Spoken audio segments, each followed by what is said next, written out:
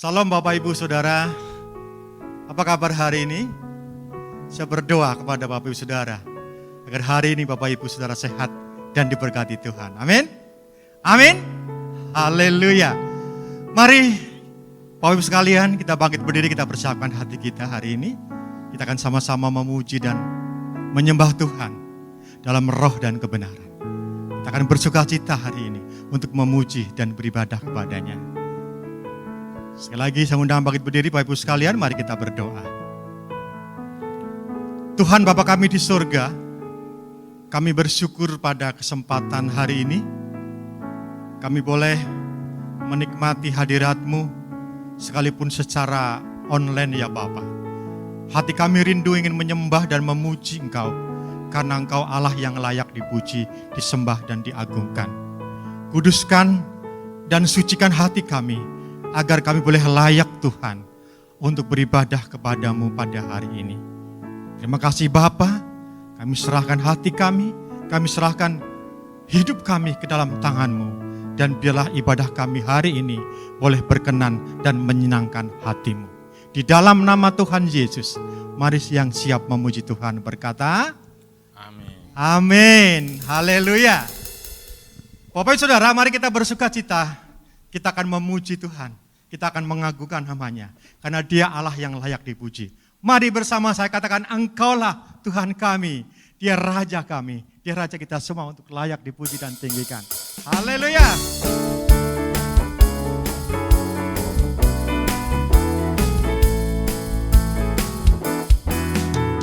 Engkaulah Tuhan kami, Engkau Raja kami, layak dipuji, disembah di bumi, di surga.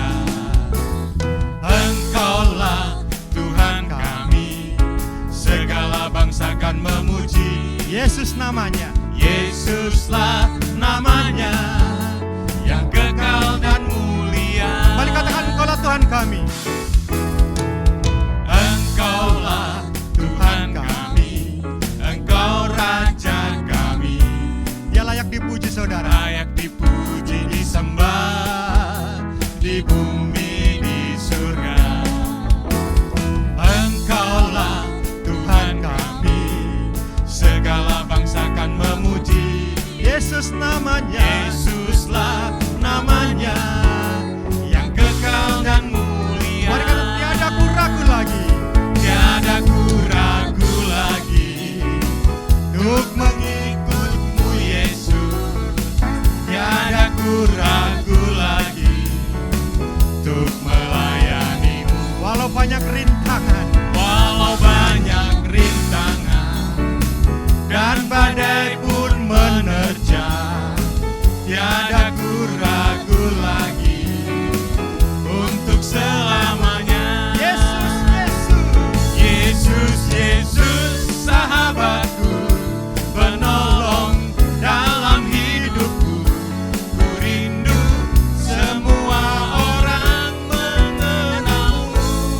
Engkau jalan dan kebenaran, Engkau jalan kebenaran, dan memberi hidup yang kekal bagi setiap orang yang percaya padamu.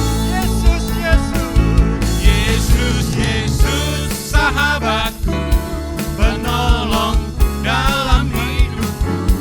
Ku rindu semua orang mengenalmu.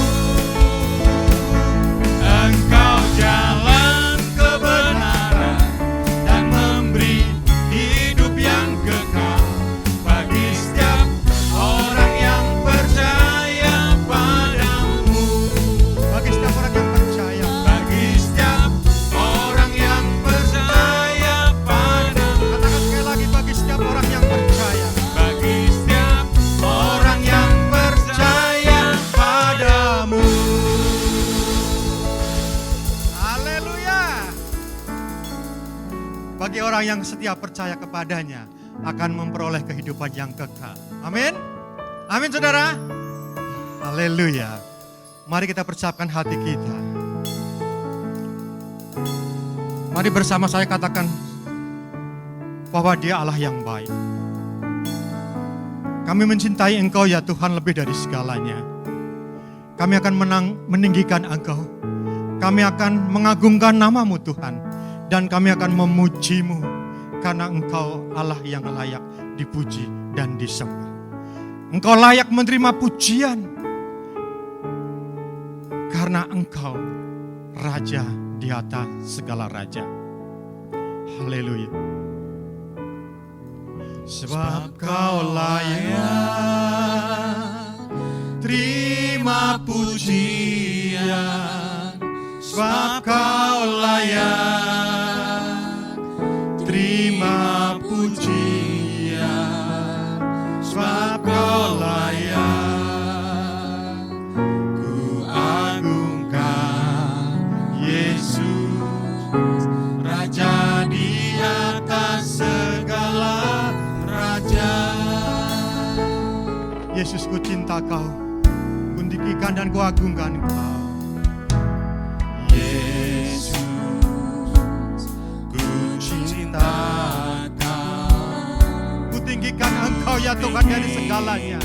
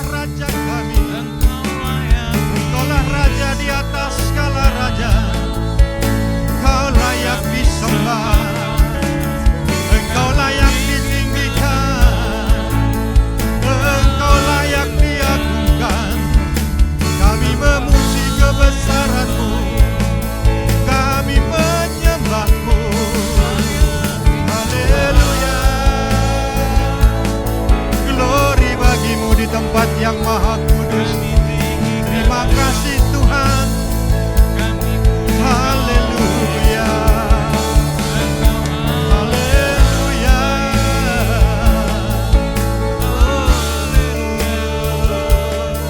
terima kasih Tuhan. Kau sungguh baik. Haleluya.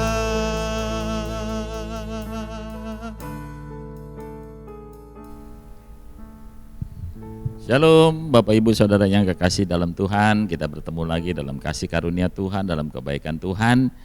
Kalau sebentar kita akan belajar firman Tuhan, kita percaya bahwa segala sesuatu yang difirmankan Allah akan menjadikan kita bertumbuh di dalam Tuhan. Kalau kita membuka hati kita akan membawa perubahan dalam hidup kita. Kita bersyukur kalau Tuhan masih memberi kesempatan untuk kita boleh mendengarkan firman Tuhan di tahun ini, dan kita percaya segala sesuatu ada maksud Tuhan yang indah. Nah, Bapak Ibu Saudara, sebelumnya mari kita berdoa. Bapa yang baik yang kami kenal, di dalam nama Tuhan Yesus kami bersyukur untuk anugerah-Mu yang luar biasa, yang sangat-sangat kami rindukan setiap waktu, setiap saat. Engkau Allah yang sudah membuktikan kepada kami janji dan kasih setia-Mu, penyertaan perlindungan-Mu yang sempurna atas kami. Hari ini kami akan mendengarkan firman-Mu, biar lewat firman-Mu kami akan belajar untuk terus dididik oleh firman Tuhan untuk bertumbuh di dalam pengenalan akan Allah. Terima kasih Bapa, dan berfirmanlah bagi kami, dan kami sudah siap untuk mendengarkannya. Terima kasih dalam nama Yesus. Amin. Bapak Ibu Saudara yang kekasih dalam Tuhan, judul khotbah saya pada hari ini adalah tentang hidup adalah kesempatan. Bapak Ibu, kita akan mengambil ayat firman Tuhan dalam Lukas 16 ayat 19 sampai ayat 31. Firman Allah. Ada seorang kaya yang selalu berpakaian jubah ungu dan kain halus, dan setiap hari ia bersukaria dalam kemewahan. Dan ada seorang pengemis bernama Lazarus yang badannya penuh dengan borok, berbaring dekat pintu rumah orang kaya itu, dan ingin menghilangkan laparnya dengan apa yang jatuh dari meja orang kaya itu. Malahan anjing-anjing datang untuk menjilat boroknya. Kemudian matilah orang miskin itu, lalu dibawa oleh malaikat-malaikat ke pangkuan Abraham. Orang kaya itu juga mati, lalu dikubur, dan sementara ia menderita sengsara di alam maut, ia memandang ke atas, dan dari jauh dilihatnya Abraham dan Lazarus duduk di pangkuannya. Lalu ia berseru, katanya, "Bapak Abraham, kasihanilah aku. Suruh Lazarus supaya ia mencelupkan ujung jarinya ke dalam air dan menyejukkan lidahku, sebab aku sangat kesakitan dalam nyala api ini." Tapi Abraham berkata, "Anak, ingatlah bahwa engkau telah menerima segala yang baik sewaktu hidupmu, sedang Lazarus segala yang buruk. Sekarang ia mendapat hiburan dan engkau sangat menderita. Selain daripada itu, di antara kami dan engkau terbentang jurang yang tak terseberangi, supaya mereka yang mau pergi dari sini kepadamu, ataupun mereka yang mau datang dari situ kepada kami tidak dapat menyeberang." Kata orang itu, "Kalau demikian, aku minta kepadamu, Bapak, supaya engkau menyuruh dia ke rumah ayahku, sebab masih ada 5 saudaraku, supaya ia memperingati mereka dengan sungguh-sungguh, agar mereka jangan masuk kelak ke dalam tempat penderitaan ini." Tapi kata Abraham, "Ada mereka kesaksian Musa dan para nabi, baiklah mereka mendengarkan kesaksian itu." Jawab orang itu, "Tidak Bapak Abraham, tapi jika ada seorang yang datang dari antara orang mati kepada mereka, mereka akan bertobat." Kata Abraham kepadanya, "Jika mereka tidak mendengarkan kesaksian Musa dan para nabi, mereka juga tidak akan mau diyakinkan sekalipun oleh orang yang sudah bangkit dari antara orang mati." Bapak Ibu, cerita yang di atas kita sudah bisa belajar tentang ada hal yang Tuhan berikan buat kita. Pengertian dari cerita di atas adalah kita belajar tentang hidup ini. Tidak selamanya yang baik itu baik pada akhirnya, tidak selamanya yang buruk-buruk pada akhirnya. Kalau kita mau melakukan perubahan dalam hidup kita, kita menyadari bahwa segala sesuatu itu datang dari Tuhan, dan sifatnya itu hanya sementara. Kita cuma diberi pinjaman selama kita ada di dunia ini. Kita hanya diberikan kasih karunia untuk menikmati semua pemberian Tuhan. Kita harus menyadari hal itu, karena segala sesuatu nanti pada akhirnya akan dikembalikan kepada pemiliknya, yaitu Tuhan sendiri. Nah, dari cerita di atas kita akan bisa belajar, saudaraku. Saya membagi beberapa hal. Yang pertama, tidak ada yang selama-lamanya di dunia ini. Jadi semuanya itu bersifat sementara. Kekayaan, pangkat, kedudukan, dan jabatan, serta usia kita. Di dalam ayat 22 sampai 23 tadi sudah dikatakan Lazarus meninggal, dan orang kaya juga sama, meninggal pada akhirnya. Jadi tidak ada perbedaan, karena orang miskin meninggalnya lebih dulu, karena orang kaya meninggalnya lebih lama, tidak ada perbedaan. Ada waktu Tuhan untuk mengambil segala sesuatunya, dan kalau Dia sudah memberikan, Dia punya hak untuk mengambilnya, termasuk juga kehidupan kita. Nah, jadi kita semua di tempat ini harus mempersiapkan segala sesuatunya. Tak kala kita ada di dunia ini, ada satu hal yang kita harus semua sadari, bahwa hidup adalah anugerah. Kekayaan yang kita miliki sekarang itu adalah kepercayaan yang Tuhan pinjamkan untuk kita. Buat kita semuanya untuk belajar bahwa segala sesuatu apapun bentuknya, entah itu keberhasilan, itu juga adalah pemberian dari Tuhan. Tuhan ingin menguji hati setiap kita. apakah keberhasilan, apakah kekayaan, apakah kehormatan, apakah kemuliaan akan membuat kita berubah daripada Tuhan dan kita mengikuti keegoan kita sendiri. Nah, kalau Tuhan memberikan kepada kita anugerah, entah itu kekayaan, harta yang melimpah, kemakmuran, tingginya pangkat kita, tingginya kedudukan kita, panjangnya gelar kita, saudaraku yang kekasih di dalam Tuhan, Tuhan ingin melihat apakah kita berubah atau tidak, pandangan kita berubah atau tidak, apakah kita masih tetap percaya pada janji Allah yang luar biasa bahwa semuanya itu semua dipinjamkan. Jadi tidak ada hak untuk kita berkata ini milik saya, untuk selama-lamanya akan menjadi milik saya. Kita datang dengan telanjang, kata Ayub, kita akan pulang kembali kepada Tuhan dengan telanjang. Tidak ada satupun yang kita bawa dari dunia ini kepada tempat nanti kita di akhir hidup kita. Karena itu Bapak Ibu Saudara, belajarlah untuk selalu memanfaatkan waktu yang ada. Jadi hidup ini adalah kesempatan. Kesempatan untuk dipergunakan, untuk diberikan kepada Tuhan apa yang bisa kita lakukan. Jadi hidup adalah kesempatan untuk mempergunakan, mengingat semua yang Dia berikan untuk menjadi berkat, karena semua hanya sementara, semua karena cuma pinjaman. Jadi Bapak Ibu Saudara, sekali lagi yang pertama, perhatikan, sadarilah hidup hanya sementara. Apapun yang sekarang kita miliki itu bukan untuk milik kita selama-lamanya. Jadi yang pertama kita belajar selama kita ada di dunia, kita harus memiliki kesadaran bahwa segala sesuatu itu hanya sebentar saja. Ya. Yang kedua Bapak Ibu Saudaraku, segala sesuatu ada upahnya. Segala sesuatu ada upahnya. Ya. Nah bisa kita baca di dalam ayat 23 sampai 25 dikatakan begini. Orang kaya itu mati lalu dikubur sementara ia menderita sengsara di alam maut. Ia memandang ke atas dan jauh dilihatnya Abraham dan Lazarus duduk di pangkuannya. Kemudian lalu ia berseru kepada Bapa, kasihanilah aku, suruhlah Lazarus supaya mencelupkan ujung jarinya ke dalam air dan menyejukkan lidahku, sebab aku sangat kesakitan dalam nyala api ini. Tapi Abraham berkata, anak, ingatlah bahwa engkau telah menerima segala sesuatu yang baik sewaktu di hidupmu, tetapi Lazarus menerima yang buruk. Sekarang dia mendapat hiburan dan engkau sangat menderita. Bapak Ibu Saudara jangan salah mengerti. Bukan berarti orang-orang yang memiliki kekayaan, orang yang memiliki gelar panjang, bukan memiliki pangkat yang tinggi pada akhirnya hidup nanti akan menderita pada kematiannya. Tidak. Bukan berarti orang-orang miskin itu akan terus mendapatkan kasih sayang Tuhan dan dia mendapatkan surga. Tidak juga. Jadi jangan salah mengerti. Ini pengertiannya adalah segala sesuatu kita harus syukuri. Apapun yang kita miliki selama kita ada di dunia ini kita harus syukuri. Segala sesuatu hanya sementara. Tetapi marilah kita belajar, selagi masih ada waktu tidak boleh kita menyombongkan diri kita. Ini cerita, ini gambaran tentang orang yang menyombongkan dirinya, orang yang tidak mau peduli dengan orang lain, orang yang hanya memikirkan hartanya, orang yang hanya berharap kepada dirinya sendiri, tidak peduli orang lain. Jadi itu ceritanya. Nah, apapun yang kita lakukan di dunia ini, seperti kita akan menabur. Kita menabur apa, saudaraku?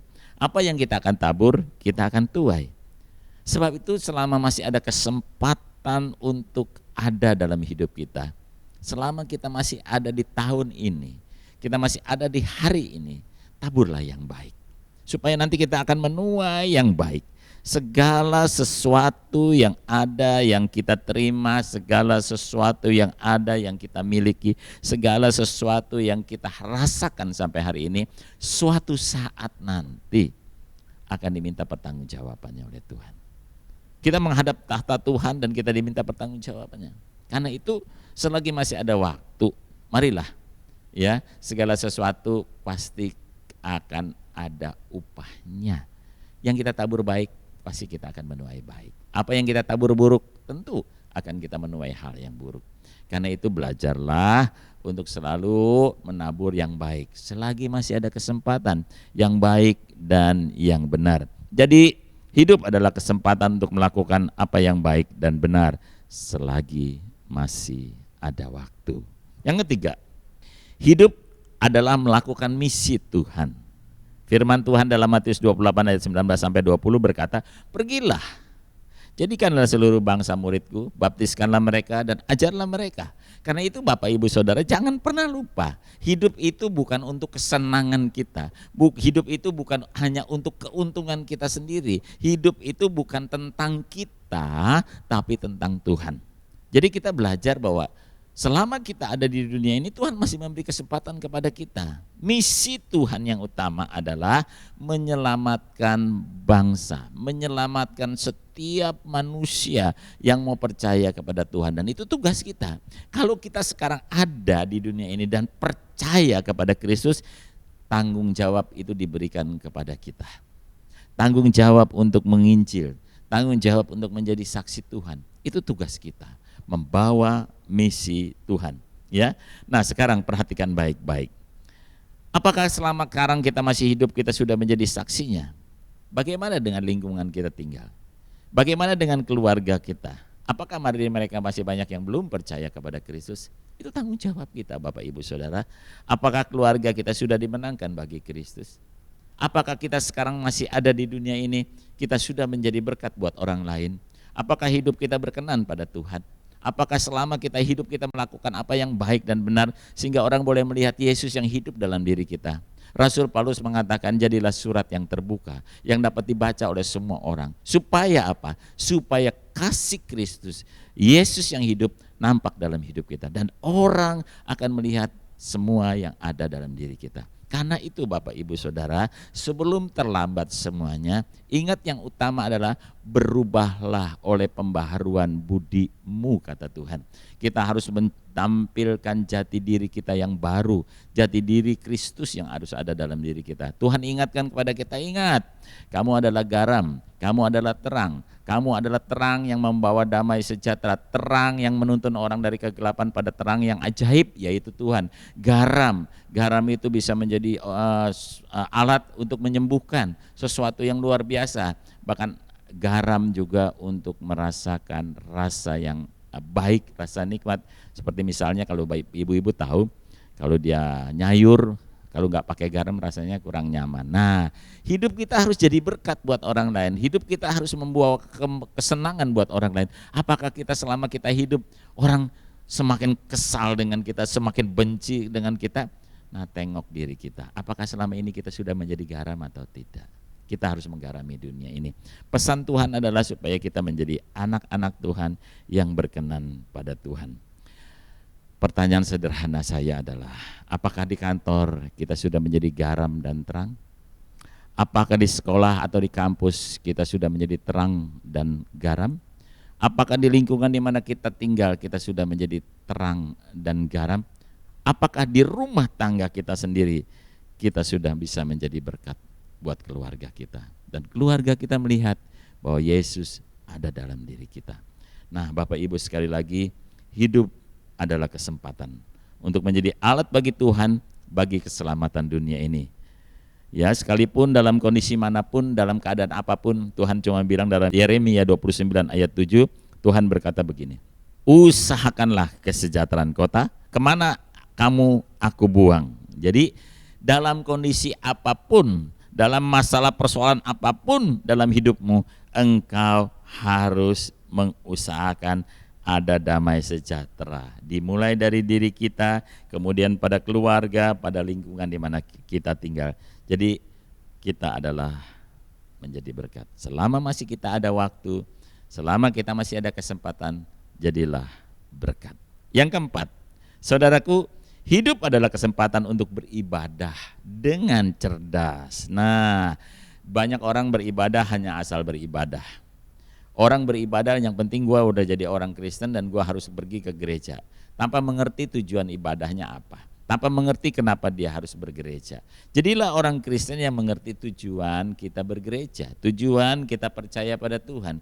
Jadilah anak-anak Tuhan yang bergereja dengan cerdas, bergereja dengan sungguh-sungguh mengerti tujuan bergereja. Nah, banyak orang pergi ke gereja pada hari-hari ini karena ingin mencari sesuatu yang menyenangkan hatinya, entah itu tata lampunya yang bagus, entah itu segala macam ya, ruangan yang ber-AC, ruangan yang bagus dengan segala atribut yang luar biasa, banyak orang nyarinya seneng ya, lupa ada tujuan bergereja adalah mencari wajah Tuhan. Banyak orang kalau pulang dari gereja ditanya, kamu dari mana? Dari gereja. Apa yang kamu dapat? Saya nggak dapat apa-apa. Tanya. Saya di gereja nggak dapat apa-apa.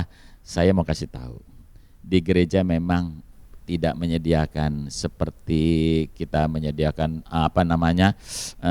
rumah makan, supermarket. Gereja bukan seperti itu. Gereja tempat kita memberikan segala sesuatu kepada Tuhan.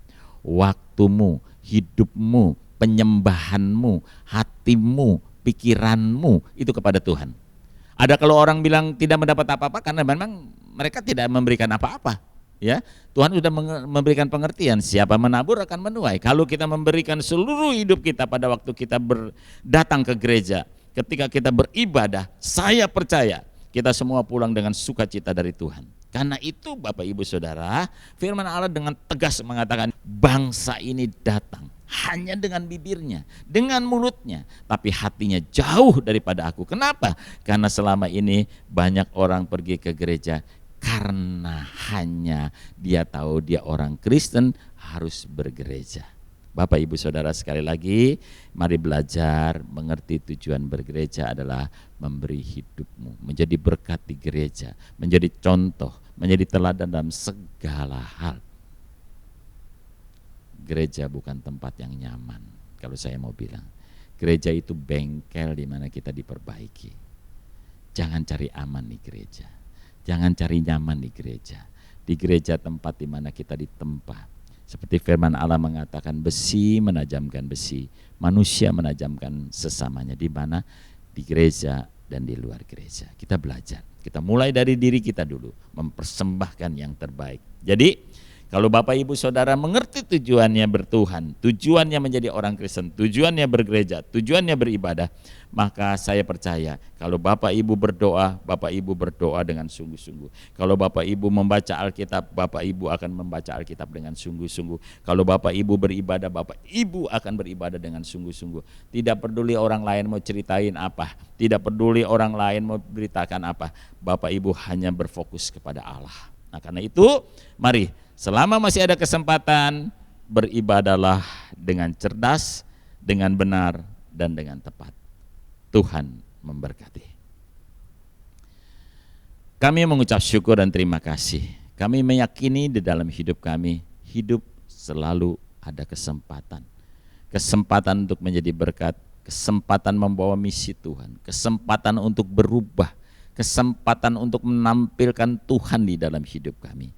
Karena itu Bapak Ibu Saudaraku yang kekasih, mari kita belajar bahwa hidup itu adalah anugerah. Terima kasih Tuhan. Kami percaya anugerah yang sempurna yang datang dari Tuhan adalah keselamatan. Dan keselamatan itu bukan hanya untuk kami sendiri, tapi kami harus bersaksi bagi banyak orang. Karena itu tugas dan tanggung jawab kami untuk menjadi berkat dimanapun kami berada. Izinkan kami dan beri kepada kami kesempatan untuk melakukan dan dampingi kami ya Tuhan. Terima kasih untuk waktu yang Kau berikan buat kami. Kami mau berdoa untuk semua saudara-saudara kami, seluruh jemaat-jemaat Tuhan yang Tuhan kasihi. Kalau mereka sedang dalam keadaan sakit, Tuhan memberi kesembuhan, kesehatan. Kalau mereka menderita, Tuhan memberi penghiburan dan damai sejahtera. Pada saat-saat seperti ini, kalau mereka mencari keselamatan, mari Tuhan utus kami untuk datang menyampaikan kabar baik kepada mereka. Terima kasih untuk berkat-Mu yang luar biasa. Kami mau memberkati bangsa kami Indonesia yang kami kasihi. Kami tahu, kami percaya Tuhan mau memberkati bangsa kami. Tuhan juga mau menyelamatkan bangsa kami. Ini kami ya Tuhan. Ini kami anak-anak-Mu. Ini kami hamba-hamba-Mu yang percaya kepadamu, yang Kau tempatkan di negeri ini. Kami mau Tuhan, kami mau belajar untuk membawa misi Tuhan buat bangsa ini. Kami percaya lewat keberadaan kami dimanapun kami berada, seperti firman-Mu berkata, dimanapun kami berada itu ada damai sejahtera. Mari ingatkan kepada kami, biar bangsa ini melihat Allah kami yang ajaib, Yesus Kristus Tuhan yang hebat di dalam hidup kami. Sehingga bangsa ini boleh melihat kehidupan, keselamatan datang dari Tuhan. Terima kasih Bapa, kami menyerahkan seluruh pemimpin-pemimpin bangsa kami. Engkau yang memberkati mereka mulai dari Bapak Presiden, menteri-menteri, bahkan Tuhan juga memberkati lingkungan di mana kami tinggal, bahkan keluarga kami diberkati oleh Tuhan. Setiap anggota keluarga kami diselamatkan oleh Tuhan melalui kesaksian hidup kami. Bapak yang baik, terima kasih untuk gereja Tuhan yang luar biasa, di mana kami ditempatkan Tuhan, di mana kami boleh belajar, di mana kami ditempa, di mana kami boleh dibangun. Kami percaya Tuhan memberkati para pemimpin gereja, para pemimpin sinode-sinode yang ada di Indonesia, bahkan Tuhan memberkati setiap hamba-hamba Tuhan yang Tuhan sudah percayakan untuk menggembalakan domba-domba Tuhan. Biar kami semuanya boleh hidup benar, hidup menjadi berkat, menjadi contoh dalam segala perkara yang baik. Tuhan memberkati gereja-gereja yang ada di seluruh Indonesia, seluruh hamba-hamba Tuhan, anak-anak Tuhan yang tersebar di seluruh pelosok negeri ini. Tuhan memberkati kami semuanya. Terima kasih Bapak, kami percaya anugerah Tuhan yang sempurna yang memberkati kami semua. Kekasih-kekasih Tuhan, kita akan menerima berkat dari Tuhan. Terimalah berkat daripada Allah Bapa, Allah Anak dan Allah Roh Kudus, Allah yang maha besar, Allah yang sempurna, Allah yang menjaga dan melindungi kita di dalam Kristus Yesus Tuhan dan Juru Selamat kita, yang akan membawa kita naik dan bukan turun, menjadikan kita kepala dan bukan ekor. Kita akan diselamatkan, kita sudah diselamatkan, kita diberkati dan terus bisa menjadi berkat. Terima kasih Tuhan, kami menerima berkat-Mu hanya dalam nama Yesus. Amin. Tuhan memberkati.